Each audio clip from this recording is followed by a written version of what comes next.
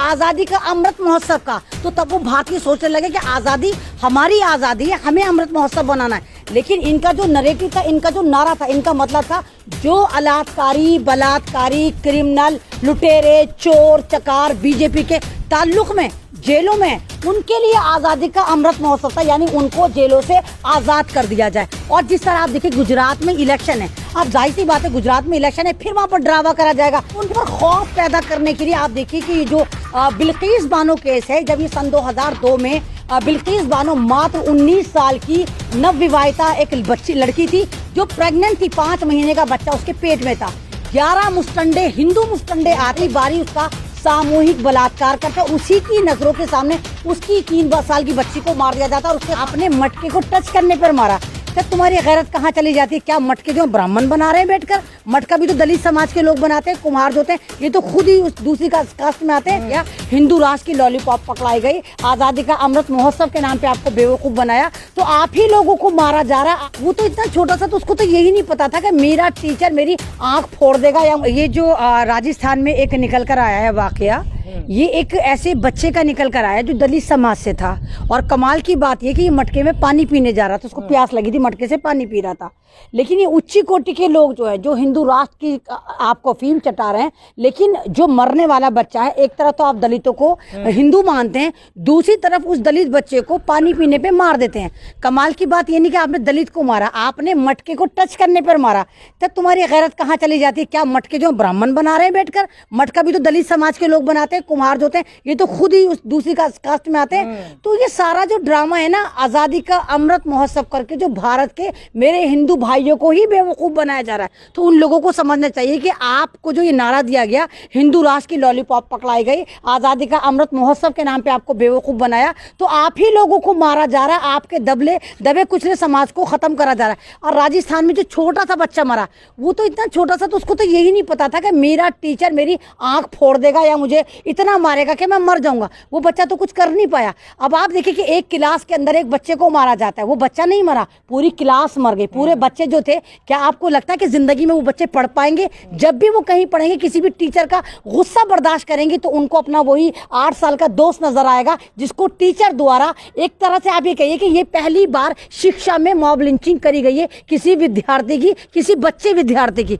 और हुआ क्या? कोई एक्शन नहीं है। लोग प्रोटेस्ट कर रहे हैं, सब कुछ कर रहे हैं, लेकिन कुछ नहीं होना। पैसे वैसे डाल देके मामला सेटल हो जाएगा, 2-4 लाख उस गरीब परिवार को दे दिए जाएंगे और कह दिया जाएगा जो भाई हमने मामला सेटल कर लिया, इसके खून को माफ कर दिया जाएगा। तो ये समाज में जो गंदगी फैल रही है ना, तो यहाँ पर हिंदू समाज को भी आगे आना चाहिए कि हमारे पे जुल्म करने वाले भी हमारे अपने ही हैं, जो हमें हिंदू राष्ट्र की अफीम चटा रहे हैं। वो तो हिंदू राष्ट्र की मांग तो कर ही रहे हैं ना, तो वो तो कह रहे हैं कि हिंदू राष्ट्र होगा तो फिर ऐसे लोगों की जगह कहाँ होगी? ना मुसलमान की जगह होगी, ना सिख, ना ईसाई, ना दलितों के लिए जगह है हिंदू राष्ट्र में। नहीं, वो तो नया, ये जो नया संविधान लेकर आ रहे हैं, इसमें कह रहे हैं कि हम जो है संसद जो है बाहर बनाएंगे, हम जो है मुसलमानों को वोट करने का इख्तियार नहीं देंगे, दलितों को नहीं देंगे। वो तो कहते रहते हैं, क्योंकि इनको पता, इनके पास मुद्दे नहीं है, तो कुछ भी बोल के ये एक नैरेटिव सेट करते रहते हैं और एक दहशत का माहौल पैदा करते हैं। लेकिन सवाल तो ये उठता है, आप मुसलमानों को मारते हैं, मुसलमानों की मॉब लिंचिंग करते हैं, आप दलितों को भी मारते हैं, आप आदिवासियों को भी मारते हैं, और फिर जब वोट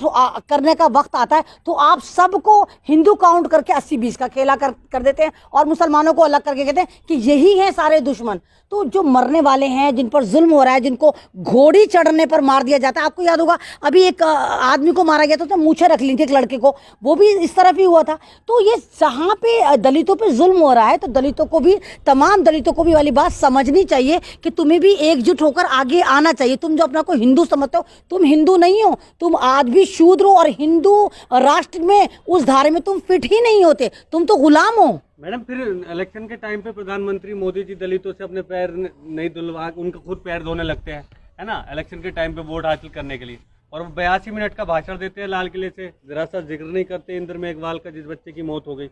तो ये भी तो सब दोहरा चरित्र है ना, मतलब तो यही तो है ना कि मैं तो कह रही, मेरे भोले भाले दलित जागने को तैयार नहीं है। ना मालूम मोदी जी किस दलित को पकड़ते हैं, जिसको आला में पूरे महीने नहलाया जाता है, फिर बाद में उसका पैर धोकर मोदी जी ड्रामा करके दिखाते हैं और ये दलित बेवकूफ बन जाते हैं। तुम्हें जागना चाहिए। आज तक तुम देखो, तुम्हें पता है जो आरएसएस है, जहां पर ये ड्रामा हो रहा, तिरंगा फैलाया गया। आपको मालूम है कि आरएसएस एक ऐसा आतंकवादी संगठन है जिसने भीमराव अंबेडकर का पुतला जलाया था, उनको मारा था, उनके खिलाफ हरकतें करी थी, तिरंगा नहीं फहराया था, और अब यही तुम्हें कहते हैं कि नहीं नहीं तुम हिंदू हो। तो यहाँ पर दलित समाज को जागना चाहिए। दलित समाज एक होगा तो इन लोगों को मजा चखाया जाएगा जो सिर्फ 5% लोग हैं।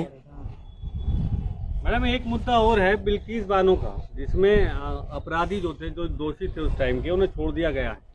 तो कैसे देखती है इसे, जबकि प्रधानमंत्री जी एक दिन पहले ही कहते हैं 15 अगस्त को लाल किले से कि नारी को सम्मान देना है, देश में ऐसा मतलब एक प्रवाह बहनी चाहिए जिसमें नारी को सम्मान दिया जाए और कोई भी अपशब्द उसके लिए प्रयोग न किया जाए। भाई देखिए, मैं तो पहले ही कुछ ना कुछ सोच रही थी कि जो आज़ादी का अमृत महोत्सव करा जा रहा है, इसके पीछे कोई बहुत बड़ा खेला खेल रही है सरकार, और वो खेल अब समझ में आ गया। एक तो बहुत तगड़ा घोटाला करा इन्होंने, झंडा घोटाला, जो इन्होंने झंडे का ठेका अंबानी को दिया, उसमें 20,000 करोड़ का घोटाला हुआ, क्योंकि पॉलिस्टर जो कपड़ा है झंडे का वो अंबानी ने बनाया और उस पर टैक्स फ्री करा, उसको GST उसे नहीं लिया।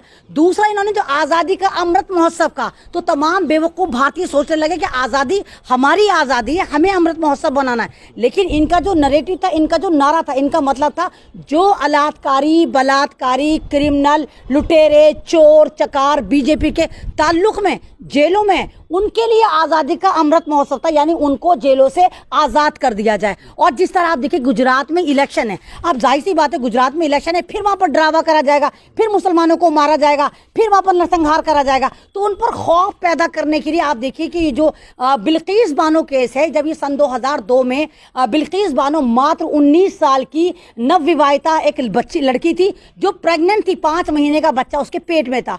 11 मुस्टंडे, हिंदू मुस्टंडे आते हैं, 11-12 मुस्टंडे आते हैं, बारी बारी उसका सामूहिक बलात्कार करते हैं, और उसी की नजरों के सामने उसकी 3 साल की बच्ची को मार दिया जाता है, और उसके खानदान के 17 लोगों को कत्ल करा जाता है। और अब मोदी जी कहते हैं जाइए, अच्छे आचरण की वजह से हमने इनको आजाद करा। तो मोदी जी को जवाब देना चाहिए उन 12 लोगों को भी, या 11 लोगों को भी, उन बलात्कारियों को भी। अगर मोदी जी आप उनको आजाद करें तो आपने उन निर्दोषों के, क्योंकि आपके बकौल तो बलात्कार करना कोई गुनाह का काम नहीं है, तो जब वो इतने पाक साफ है, और आप ही तो कहते हैं बेटी पढ़ाओ बचाओ और बेटी पटाओ, यानी बेटी को सिर्फ पटाने के लिए, बिस्तर तक ले जाने के लिए, बलात्कार करने के लिए बचाओ, और ये साबित आपने गुजरात में करा उन बलात्कारियों को छोड़कर। तो मोदी जी आप हिसाब देके, वो 10-20 साल से तो जेल में थे, आपके नजदीक तो फिर वो गलत थे ना, आपको तो उनको तभी छोड़ देना चाहिए जब आपको बलात्कारियों को छोड़ना ही था। और इस वक्त देखिए गुजरात में 2 जगह मुसलमान समाज ठगा हुआ नजर आता है। एक जगह आप देखिए जकिया जाफरी के साथ भी इन्होंने यही करा, जब उन्होंने पिटीशन लगा उनके साथ, उनकी याचिका में भी यही कहा कि नहीं भाई हम आपको ऐसा नहीं कर सकते। उनके हस्बैंड को जो RSS द्वारा कत्ल करा गया, हिंदू युवा वाहिनी द्वारा कत्ल करा गया, जिस तरह उनको मारा गया, पूरा एक तरह से पूरा गुलबर्गा को जलाया गया, और बाद में कह देती है सुप्रीम कोर्ट कि नहीं भाई वो तो एक अचानक मौत थी। तो मुसलमानों को समझना चाहिए कि सिर्फ मुस्लिम नेम होना भारत में कितना खतरनाक है। आप दूसरी तरफ कर्नाटक चलिए, कर्नाटक में अभी 15 अगस्त वाले दिन एक मॉल के अंदर सावरकर की बड़ी सी प्रतिमा लगा दी जाती है और लिखा जाता है हिंदू राष्ट्र। जब मुसलमान आके वहां पर एहतजाज करते हैं, ऐतराज जताते हैं, तो वहां की पुलिस उस तस्वीर को नहीं हटाती, उस प्रतिमा को नहीं हटाती, उन तमाम मुसलमानों को पकड़ के जेल में डाल देती। आज के दिन कर्नाटक में अभी रिसेंटली आज बता रही हूँ, वहां की सड़कें पाट दी हैं, वहां पर जो एक सावरकर की बहुत बड़ी प्रतिमा लगा दी, बहुत बड़ा होर्डिंग लगा दिया, और उसके बराबर में सुभाष चंद्र बोस की तस्वीर लगा दी। यानी इन मुजरिमों को सुभाष चंद्र बोस या फ्रीडम फाइटर के बराबर में खड़ा करके इनके पापों को धोने की कोशिश करी जा रही है। हिंदू राष्ट्र खुद ही कह जा रहे हैं हिंदू राष्ट्र बनाना है, हिंदू राष्ट्र बनाना है। आप अभी देखिए आज़ादी के अमृत महोत्सव पे हमारे प्रधानमंत्री मोदी जी भी, आप वहां देखिए लाल किले से कह रहे थे कि सावरकर भी स्वतंत्र सेनानी है। ना मालूम कौन से व्हाट्सएप पे इनको पता चला कि वो स्वतंत्र सेनानी है। वो तो माफी जीवी है, सबको पता है, वो अंग्रेजों का दलाल था, वो एक गद्दार था जिसको 65 रुपए ब्रिटेन से वजीफा आता था। लेकिन बीजेपी में इस वक्त देख रहे हैं कि दरार शुरू हो चुका है, 2024 इलेक्शन करीब है। नहीं तो आप एक बात बताइए, एक पार्टी जो बनती है ना, जैसे कतरे कतरे से समुंदर बनता है, कतरे कतरे से बाल्टी भरती है। अब ये तो नहीं है ये पूरी बाल्टी मोदी के नाम पे भर रहे हैं, मोदी मोदी, हर हर मोदी, घर घर मोदी, मोदी मोदी, हर जगह कर रहे हैं। तो पार्टी जो बनी है बीजेपी पार्टी, वो बहुत सारे लोगों की मेहनत से बनी है, एक आदमी उसका क्रेडिट लिया जा रहा है। तो जाहिर सी बात है अब इनकी पार्टी में फूट तो बहुत दिनों से चल रही है, लेकिन वो अब उजागर हो गई। अभी आप देखिए कि किस तरह नितिन गडकरी कह रहे हैं कि इनकी वजह से हमारा नाम खराब हो रहा है, किस तरह आप देखिए मामू जान भी नाराज हो गए, शिवराज चौहान, उनको भी कैबिनेट से निकाल दिया। आप मतलब सब तरफ से बीजेपी में थू हो रही। इनके आपस के जो नेता हैं जो खुद भी चमकना चाहते थे, लेकिन मोदी जी के होते हुए वो फ्रेम में कहीं आने को तैयार नहीं है, मोदी जी उनको फ्रेम में नहीं आने दे रहे। तो सब लोग यही कह रहे हैं। राजनाथ सिंह ने तो बाकायदा एक इंटरव्यू दिया, पूरी एक सभा आयोजित करी, उसमें कहा है कि मोदी जी की वजह से हम तमाम नेताओं को दुश्मनियां झेलनी पड़ रही हैं, हमारी छवि, हाँ हमारी छवि खराब हो रही है।